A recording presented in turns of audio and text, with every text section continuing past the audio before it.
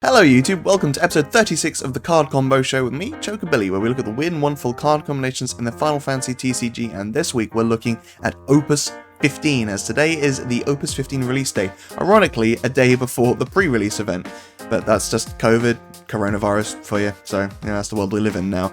Anyway, there are some bonkers cards in this set, so I'm really excited to do this episode and some future episodes as well, because wow, there's some silly stuff out there.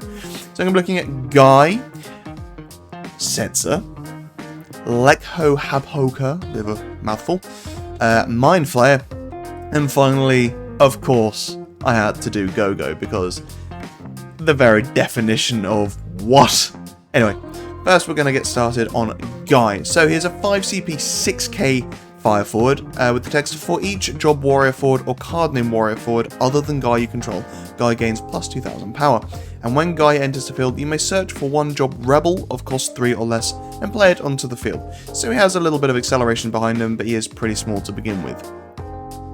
So, something like the little warrior from Opus 5, so when warrior attacks all the fire forwards you control, gain plus 2000 power until the end of the turn. So that means obviously Guy would get bigger through that, but also warrior makes Guy as standard a 8k as well through Guy's effect.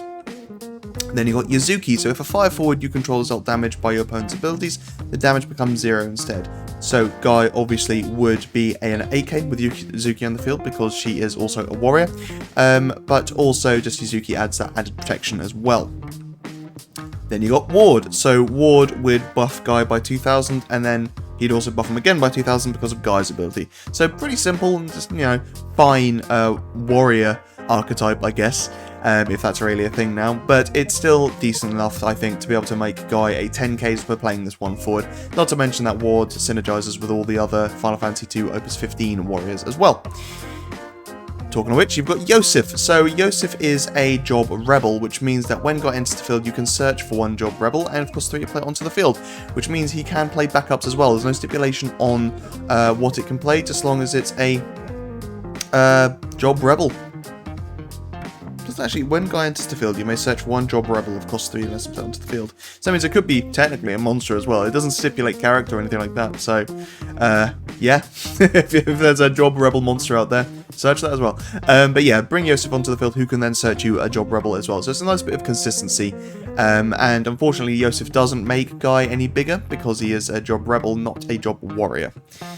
And then Maria, so the job rebel forwards you control gain plus 1000 power for each job rebel forward you control. If a job rebel forward you control is dealt damage, reduced damage by 2k instead. So it's just, they're in the same set. It's pretty obvious these guys are meant to be played together, but it's still worth talking about anyway because Maria will buff, if both Guy and Maria are on the field at the same time, that means Maria gives a plus 2k buff to all the rebels. Now you can play Leon onto the field, and when a forward of 10,000 or more you control attacks, draw a card, so, that could easily be Guy, but damage 3 when Leon enters the field, you can choose one card named Maria in your break zone and play it onto the field, which would then mean with Maria, Leon and Guy, each of them gain plus 3,000, not to mention the fact that Maria and Leon are also warriors, so they will also buff Guy through that as well, so Guy becomes huge very quickly.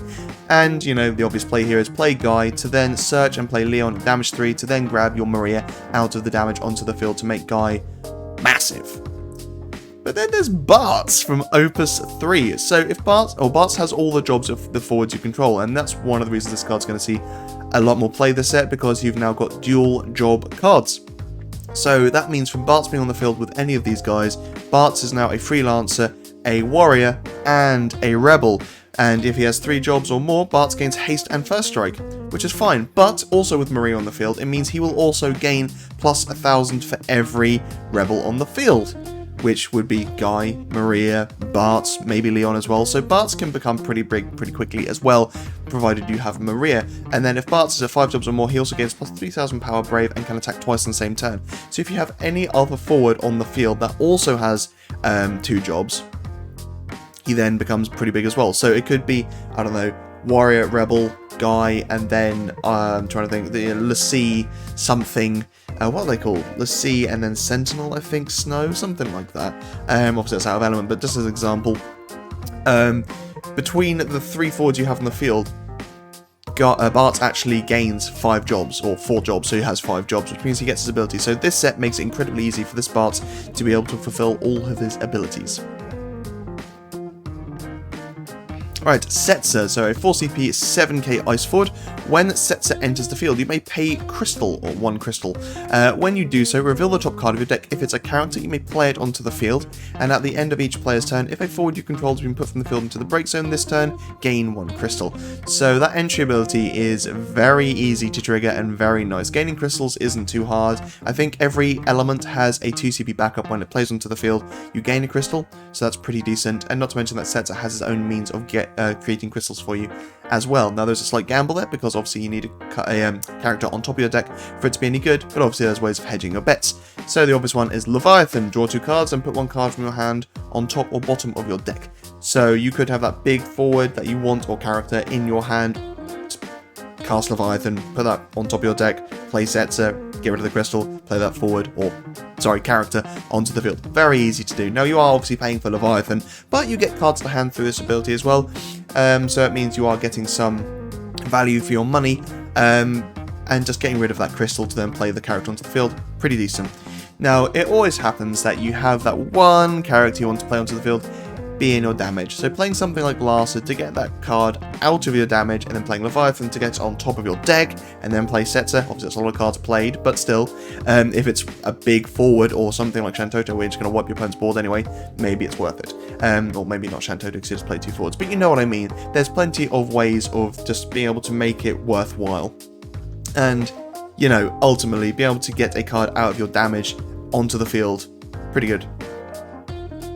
The Emperor. So the Emperor works excellently with Setzer because Setzer obviously monopolizes on your forwards leaving the field, and when the Emperor enters the field, if you have 2 or more card named the Emperor in your break zone, your opponent discards a card from their hand. Perfectly fine, but when the Emperor is put from the field into the break zone, you may search for 1 card named the Emperor and put it into the break zone. If you do so, play the Emperor from your break zone onto the field at the end of the turn. So it means that you can keep on gaining crystals through Setzer's ability, with the Emperor keeping on dying, whilst also making your opponent discard if you have enough Emperors in your break zone, and just keep on having the Emperor come back onto the field, breaking through whatever means, blocking or attacking or, you know, whatever, and gaining crystals ready for Setzer to just do his thing when, you know, you maybe want to flicker him or just use other crystal abilities as well. Ovalia. So a forward leaves the field, use Ovalia to then bring it back onto the field. Perfectly fine, and you've gained a crystal from it. Not to mention the fact that you probably have good entry ability from the card that you used Ovalia on as well. Renoa, so you've used Setzer and, I don't know, killed the Emperor, Emperor's come back onto the field, you've got your crystal there, you play Renoa onto the field, Setzer then comes back, you've got a crystal there from Setzer's ability, and then you can use Setzer again to get something else onto the field. And fan for it because it's the easiest way just to be able to break one of your own forwards to then gain a crystal through Setzer. So this just gives you even more value. So perhaps you're using this with Little Porum, who'll get your summon from your break zone, you're breaking then one of your opponent's forwards, and you're gaining crystal for it as well.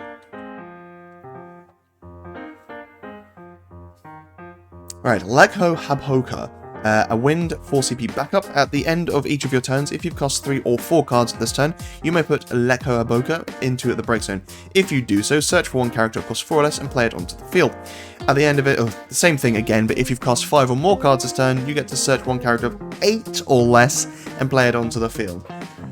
This is just incredibly good. So I recently, I think after one of the most recent episodes, I went and made a Rosa deck, and it's so easy to be able to cast 5 cards a turn, and there's so many good cards that just work with this. So being able to then put this card into the break zone to then search yourself an 8 CP character and play that onto the field is just crazy. So obviously, yeah, Rosa works excellently with Rosa because not only do they have similar abilities, but Rosa reactivating all your backups when you cast the 3rd card just enables both Rosa's second ability or Lehko's second ability as well. So much easier because when you've got all 5 of your backups ready to go and you only need to cast 2 more things to be able to put Lehko into the break zone, I mean, Jesus, that's just so easy. So these are all very enabling cards, and all cards that I ran in the Rosa deck because they effectively cost you nothing. Bartz, if you've got 4 backups, he's cost you nothing, he just in fact gains you a CP. Vata, similar sort of thing, just reactivates all your backups. White Mage, now obviously you do need to have cast 2 things for White Mage to reactivate your backups, but the reason I like White Mage is because it's a perfectly fine turn 1 card if you want, but also it means that you could have cast a couple of things and pay 2 backups, play White Mage, then reactivate your 2 backups and White Mage, then keep casting things as well. Scholar. So you could be in mono wind, you're running Scholar. Basically, you could be in elements that don't actually work alongside that one big card you want to play onto the field, and that card is always going to be in your break zone. You know, you might be running something like Braska's Final Aeon in your Wind Earth deck, but you can't play it there because it's in the break zone now. So playing something like Scholar to get it out of your break zone and back into your deck, ready for Lehko to just grab and play onto the field, is nice. And not to mention that Scholar is the first card in the game that actually just shuffles your deck. To be able to just do that dull, put Scholar in the break zone, shuffle your deck is quite nice. I mean, it doesn't particularly work in this sort of archetype, but if you are in water where you're looking at top cards of your deck and you don't like what you see, shuffling is really, really cool. But yeah, ultimately, getting that big card you want to play onto the field through Lehko back into your deck, ready to use Lehko's ability, is super useful. Marcherie. So obviously you are casting lots of things to be able to get to Lehko's 5 cards cast, and using something like Marcherie or obviously Stern enables that hugely, reducing the cost of your summons, and not to mention she can remove summons from the break zone to be able to reduce the cost of summons even more is really, really good. So yeah, just cards like this and Yuna, and I forget its name, the little 3 CP, Talika as well, to reduce the cost of your characters as well, just makes this so easy to achieve. Right, characters that Lehko can play. I mean, there's so many good cards out there, right, that are of 8 CP or less. The instance you cross that threshold from 4 into 5, 6, 7, 8, there's just so much good stuff. But yeah, Lehko gets put into the break zone, at which point you then get to search something and play it onto the field. If you even are at 5 backups, putting Lehko into the break zone makes room to then search yourself a backup to then play it on the field. You play X-Death onto the field, and it doesn't have to be in colour either. You could be mono wind. You just get that X-Death, play it onto the field, you get to break one of your opponent's forwards, and then retrieve one of your forwards of 4 or less from your break zone onto the field as well. The new Vayne, because I love this card. Again, this can actually be a multi-element as well, because Vayne's text: before paying the cost to cast Vayne, you can remove any number of active backups you control from the game to reduce the cost required to cast Vayne by 4 for each backup you remove this way. I feel like that could be worded a bit better, but ultimately you can just remove 2 active backups you control, and then Vayne costs you 0, play them onto the field. But ultimately, being able to plus all your forwards by 2k and minus all your opponent's forwards by 2k is a massive power swing advantage for you. And one of the problems I always find with Wind is that whilst it's got lots of great reactivation, the forwards are a little on the weaker side. So being able to buff all yours and minus all your opponents as well is just excellent. Titan, Lord of Crags. So let's say you've cast loads of things, but your opponent's at 6 points of damage, but you can't quite get that point of damage through. Just cast 5 things, put Lehko into the break zone, play Titan, break 5 forwards, and deal that final point of damage, which I think is quite funny. It's also just good as a nice board wipe. Obviously, you could go for something like Shantoto as well if you wanted, but still, being able to just play Titan on the field, he is a menacing presence that can probably break a lot of your opponent's forwards, and a few of yours, which might be worth it, I don't know.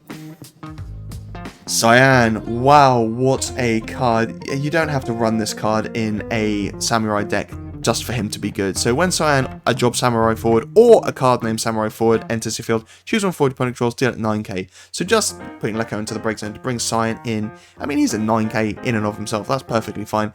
Then he gets to deal 9k to something on entry, and if you're at damage 5, when he enters the field, choose one forward opponent controls, remove it from the game as well. So if you've just cast 5 things, you put Lehko into the break zone, and then you bring in Cyan at 5 damage, you get to remove something, and you get to do something 9k, as well as gaining a 9k forward. Jesus, that is just so powerful. Guy? Because why not? Ultimately, you've got most of the rebels, some of the rebels, Leon and Maria are both in wind, so they work obviously with Lehko, and being able to play things in wind, and then fire has so much to be able to not reactivate so much, be able to play loads of things at the same time as well is really, really good. You've got Lanny as well in fire, which means that you can keep casting things as well. Now, obviously when Guy plays things, as I've mentioned before, playing and casting are 2 very different things, don't get them confused, but being able to enable yourself to get more backups and reactivate things and just aggress your opponent whilst they're struggling to keep up with you is incredibly good. And be able to use Lehko to maybe play Guy onto the field, then get that backup onto the into your backups is pretty good. Yosef, I think it was, is fine, but just, yeah, being able to utilize that alongside the likes of Leon and Maria is pretty good as well. Goalbears, do this at damage 6, and wow! Put Lehko into the break zone to bring in Goalbears. At damage 6, you get to search 4 cost 2 forwards of different elements and play any job Archfiends onto the field. And wow, that's just... that's just silly. Hilarious. Refia. So Lehko gets put into the break zone, you bring in Refia that can search you a Arc, Ingus, or Lunathon play onto the field. That also includes the backups as well, so that does mean ultimately you could replace Lehko with maybe an Arc backup, something like that. But realistically, Wind has got a lot of good Warriors of Light now, so be able to get Refia to the prerequisite for Warriors of Light for ready when she attacks is super easy. Sephiroth. Just because you want to make your opponent discard 2 cards. Simple as that, really. Right, Mind Flayer, a 4 CP water summon. Look at the top 2 cards of your opponent's deck. Remove 1 card among them from the game and put the other to the bottom of your opponent's deck. You can cast the removed card as though you owned it without paying the cost this turn. So the big thing here for me is the fact that you get to cast that card without paying the cost at all. So it could be 9 CP Raiden, 7, I mean it could be Braska's Final Aeon, Yasmat, Montleonis. There's so many things it could be that are just huge. And you just get cast it for free, or for paying 4 CP with Mind Flayer. And obviously Mind Flayer, that's all it does, doesn't get you anything else to hand. But what I also love about this is the fact that your opponent doesn't know the cards that you've seen. So you might look at those top 2 cards and be like, these are absolute trash cards, I'm putting to the bottom and removing 1, and you don't even have to cast that card. You can just keep it removed just to play mind games with your opponent. But your opponent might be like, oh, is he just moved that really good card? I don't know what it is. So that's one of the reasons I love Mind Flayer, because it messes with your mind. So Mastery, Yuna, and Mind Flayer. Yeah, if you can make Mind Flayer cost only 2 CP, Jesus, you're paying 2 CP. And obviously, technically, they're 2 CP of Mind Flayer from your hand, so 4 CP technically, but as I mentioned before, I tend to not really go over that much.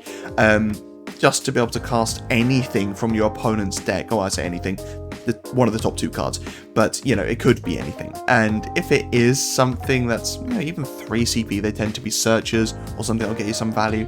It's just, this is so good. A lot of people have been calling for something like Mastery or Stern to be banned because their abilities are so easy to trigger, and the fact that they just accelerate any deck they're in incredibly fast.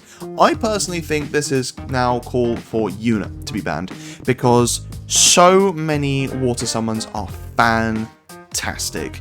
And something like Mind Flayer just goes to show that you can really start screwing with your opponent's deck, and having that constant 1 CP minus on all your water summons is just so strong.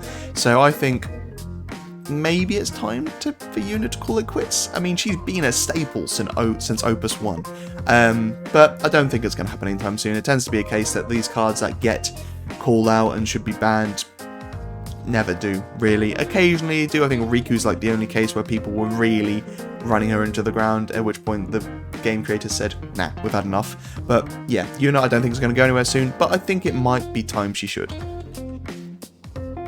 Lehko Habhoka. So one of the great things about Mind Flayer is that it gets to cast the card. So you cast Mind Flayer, that's 1 cast, you then cast the card that it reveals.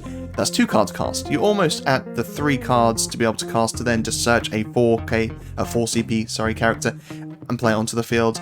But you never know, you could be playing anything at this point. But being able to reactivate and then get to those 5 with Lehko is probably pretty simple as well. But being able to cast effectively 2 things just for paying probably only 2 CP for Mind Flayer is, you know, pretty decent.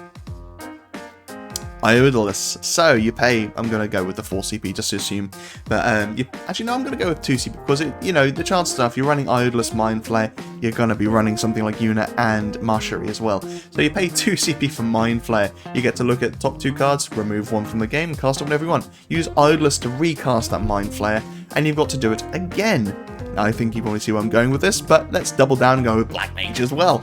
So you pay X, put Black Mage in the break zone, cast the summon of X, from your hand without paying the cost, then return the summon back to your hand rather than putting in the break zone. Now this does mean regardless of any cost reduction you might have on your summons, you still have to pay for to cast Mind Flayer with Black Mage because that is its printed cost. But you can play Mind Flayer 3 times through this method, which I think is hilarious. So once with Black Mage, then Mind Flayer, then Iodalist. Now you have broken 2 backups to do this, and you will have paid a total of, assuming you have Yuna and Marshery down, a total of 6 CP to be able to do this, not to mention, you know, Mind Flayer from your hand. But to be able to have removed 3 cards from your opponent's deck, shifted technically 6 of them, and you get to cast those 3 cards for free? I don't think that's that bad, to be honest. Alright, Ultimecia. So, obviously when she enters the field, you both get to reveal a card, its character player onto the field. Don't really care so much about that, and you do need to be careful of that ability. But, I'm talking about the 2 water, 2 colors, dull, and put Ultimecia into the break zone. Choose one forward, put it on top of its owner's deck. So this actually means by using Ultimecia and Mind Flayer, you know what's going to be on top of your opponent's deck, so you know what you're going to be stealing with Mind Flayer. So it could be something massive, like, you know, Umaro, Yasmat, whatever, and you get to cast that for free. But it could also be something pretty small, but troublesome. Now, this isn't an amazing play when you think about it, because it is, you know, if you're playing the full cost for Mind Flayer, and you are paying the 4 CP and breaking Ultimecia for her ability, that's 8 CP you've paid, not to mention you're breaking a backup and the summon out of hand. But if you get to cast that big forward onto the field for free, this isn't too dissimilar from playing something like the 8 CP X-Death from Opus 14, because you are paying 8 CP, you're getting rid of one of your opponent's forwards whilst gaining a forward yourself as well, and if it is something huge, it's actually more worth it as well. And ultimately you can use Ultimecia at the end of your opponent's turn, and if they have no way to draw a card or shift their deck, then that forward will still be there, so you could have all your backups open or a few backups open, and Ultimecia, you can use her at the end of your turn, at the end of your opponent's turn, sorry, put that forward on top of your opponent's deck, and then in your turn cast Mind Flayer to then be able to play that forward for free. And Typhon, so if you could, well, that doesn't really matter, but if you put Typhon onto the field, you get to take one of your opponent's forwards, similar to Ultimecia, and put it 4 cards under the top of their deck. So just so long as you're keeping count of where that forward is and making sure your opponent doesn't search or shuffle their deck for whatever reason, you should know when to be able to play Mind Flayer. So obviously if all you did was play Typhon, pass your turn, that means it will then be the 3rd card under their deck. So you then require them to either draw a card for Mind Flayer to be able to actually get something, or wait for them to pass their next turn, at which point they draw 2 cards, and then the next card, or the top card, will be the card that Typhon put there. Obviously, you could deal your opponent point of damage as well, and there's different ways to be able to make your opponent. You could be milling your opponent as well, so just be mindful of that, but ultimately, Typhon is a great way to be able to get a forward, a troublesome forward, close to the top of your opponent's deck, ready for you to cast Mind Flayer. And we get to the gem of this episode, Gogo. What a fantastic card. Whoever designed this card, thank you, thank you, thank you. It is stupid and I love it. This card deserves a episode all on its own because there's just too many abilities to go over that Gogo can do. So 3 CP, 7k ice forward with the text, the glorious text. When a forward or monster you control uses an action ability, Gogo uses the same action ability without paying the cost. This effect will only trigger once per turn. And the S, which is an S and dull, use one special ability that a character has used this turn other than ability name Mimic without paying the cost. So it's worth noting, obviously, his first ability is an auto ability, so even though he's mimicking a action ability, he's actually stacking then a action ability, and it's when a forward or monster uses an action ability, Gogo will then add to the stack. So actually, Gogo's ability will happen first on the stack, so you could stack action ability, Gogo sees that, stacks on top, and then it obviously resolves in reverse. But Mimic, whilst you can't use Mimic, well, you can't mimic Mimic, you can mimic the same ability twice. So you could actually use Mimic S after another S has been used, and then reactivate Gogo through some means, and then use Mimic again if you so choose. So I'm not actually going to talk about any monsters that he can combo with, because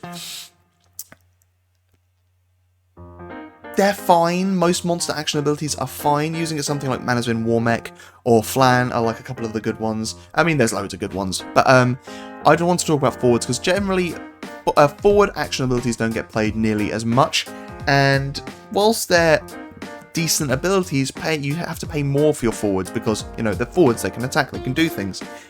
So I think I wanted to focus more on the silly things that Gogo can do with forwards. So let's get started off. Mog! So just dull, draw a card. Now you get to draw 2 cards. And also Gogo being a 6 character means that he also adds a bit of protection to Mog 6 as well. Now obviously if you've got Gogo and Mog 6 on the field, I'm pretty sure Mog isn't going to be the lightning rod here. But still fun to play nonetheless. Ramza, dull, choose 1 forward, it gains haste until the end of the turn. So being able to give 2 forwards haste, that's perfectly fine. Ramza at this point just becomes a fairly easy to kill monster. Chocobo Knight. Play 1 job Chocobo, a card named Chocobo of cost 4 less from your hand onto the field. With Gogo on the field, and I don't know how you would insert Gogo into a Chocobo deck, but with Chocobo Knight and Gogo, you could play 2 Chocobos onto the field of 4 CP or less, and as you can tell by the excitement in my voice, I'm definitely doing this. Halicarnassus, dull, discard 2 summons, choose 1 forward, break it. So you get to dull and discard 2 summons, but you get to break 2 forwards, that's not so bad. Gentiana, so just dull, choose 1 forward, dull it.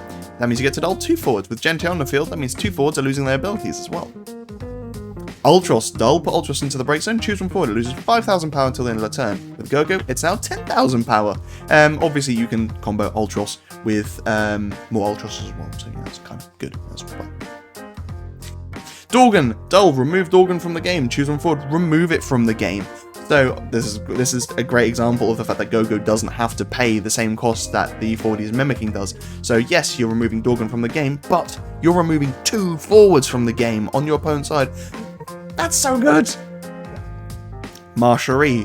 Now obviously the same applies to Stern as well, but you know, you can just remove 3 summons or forwards, depending if you're playing Stern or not, from the game to then draw a card, choose a forward, return to Stern's hand, or during this turn the cost required to cast your next summon is reduced by 3. So if you've got Gogo on the field, that next summon's cost is reduced by 6. With Marcherie in the field, that's actually 7.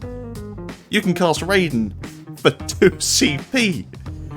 What? That's just silly, but hilarious, and definitely played. I'm definitely playing that. There's no way I can't play that. So good. Eschental, dull, return Eschental to its owner's hand. Play 1 forward of cost 7 or less other than card name Eschental from your hand onto the field. You can only use this ability during your turn. That's fine. Just play 2 7 cost forwards onto the field. Again, they don't have to be ice, so it could be, oh, I'm just going to dull Eschental, and then I'm going to play, I don't know, 7 cost Sephiroth and Braska's Final Aeon. Or no, Phil Thanos and Braska's Final Aeon. That's stupid. Palom, yay, so we're talking about S's now rather than the action abilities. S, dull, and dull 1 active card named Empowerment, deal your opponent 1 point of damage. Use Mimic, deal your opponent another point of damage. Pretty decent. Sid, FFBE, choose 1 forward, deal it 10,000 choose 1 forward, deal it 10,000 damage and 1 point of damage to that forward's controller. Now you need to make sure that your opponent has either 1 forward that can withstand 20,000 power in damage, or just 2 different forwards that you can break, because if Sid and then Mimic happens and you deal 10k to a forward and it dies, and then the forward that Mimic was going to hit is now dead as well, obviously you're not going to be able to deal the point of damage, so you need to make sure your opponent either has 2 targets for Spine Shatter Dive 0 twice, or just 1 forward that can't be broken for whatever reason, or has a stupid amount of power, whatever. Yeah, ultimately the point here is to try and deal your opponent 2 points of damage. Sephiroth, because why not make your opponent discard 4 cards? That's just disgusting. You could play Sephiroth. Here you go. You could play Eschental to bring Sephiroth onto the field, along with another big forward with Gogo's ability. You could then Sephiroth S, and then use Gogo's S to have made your opponent discard 6 cards in 1 turn. Not to mention the fact that you've played Sephiroth and another forward onto the field, all for just dulling Eschental and using Sephiroth's S and Gogo's S.